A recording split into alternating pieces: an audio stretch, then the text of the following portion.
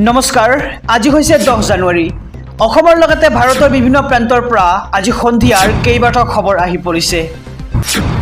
এই মুহূৰ্তত জনাইছো আজিৰ প্ৰথমটো খবৰ মহিলা আত্মসহায়ক গোটলৈ ভাল খবৰ মুখ্যমন্ত্ৰী ডক্টৰ হিমন্ত বিশ্ব শৰ্মাৰ এই মাহৰ ভিতৰতে লাখপতি বাইদেউসকলে পাব ধন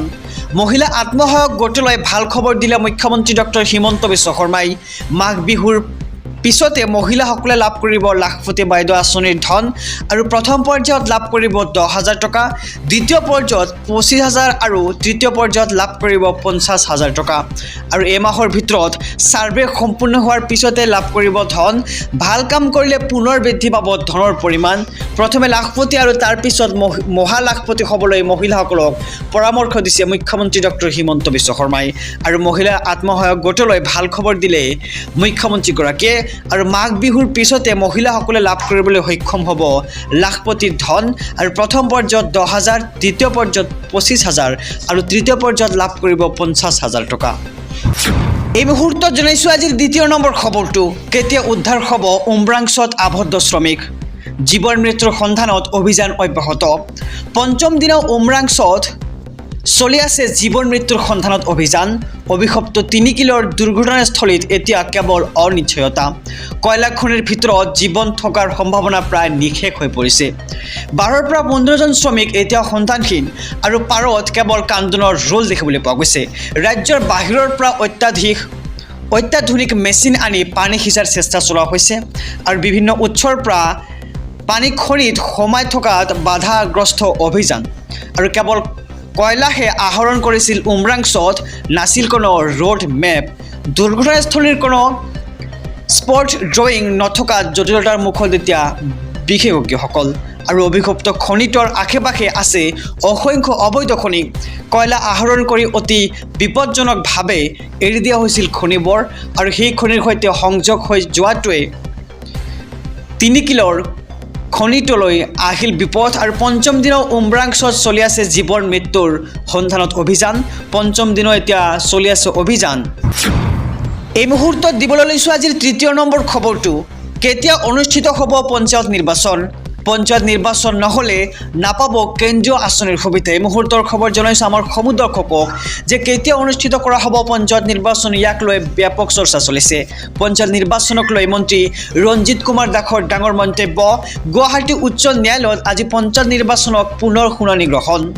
ন্যায়ালয়ে অনুমতি দিলেই ৰাজ্যত অনুষ্ঠিত কৰা হ'ব পঞ্চায়ত নিৰ্বাচন আৰু বিসংগতি থকা পঞ্চায়তক বাদ দি নিৰ্বাচন অনুষ্ঠিত কৰিব লাগে বুলি আবেদন ৰাজ্য চৰকাৰৰ পঞ্চায়ত নিৰ্বাচন অনুষ্ঠিত নকৰিলে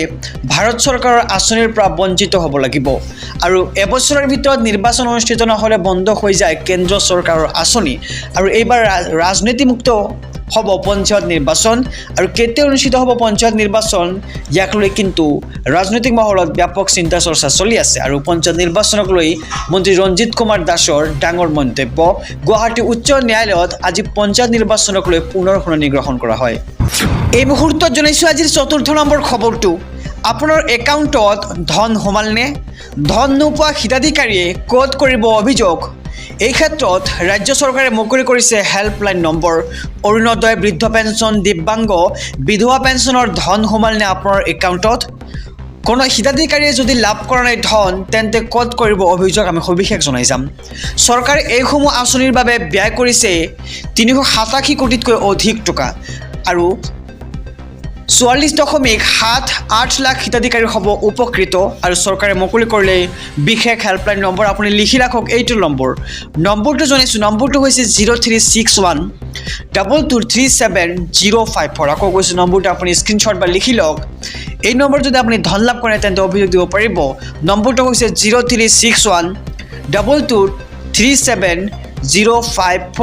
আৰু এটা ফোন কলতে আপুনি লাভ কৰিব পাৰিব চৰকাৰী আঁচনিৰ ধন অৰ্থাৎ আপোনাৰ অভিযোগ দিব পাৰিব আৰু নতুনকৈ অৰুণোদয় আঁচনি লাভ কৰা হিতাধিকাৰীৰ একাউণ্টতো জমা হৈছে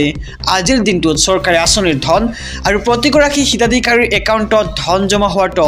নিশ্চিত কৰিছে ৰাজ্য চৰকাৰে প্ৰতি মাহৰ 10 তাৰিখে আৰু ইয়াৰ লগতে বৃদ্ধ পেঞ্চন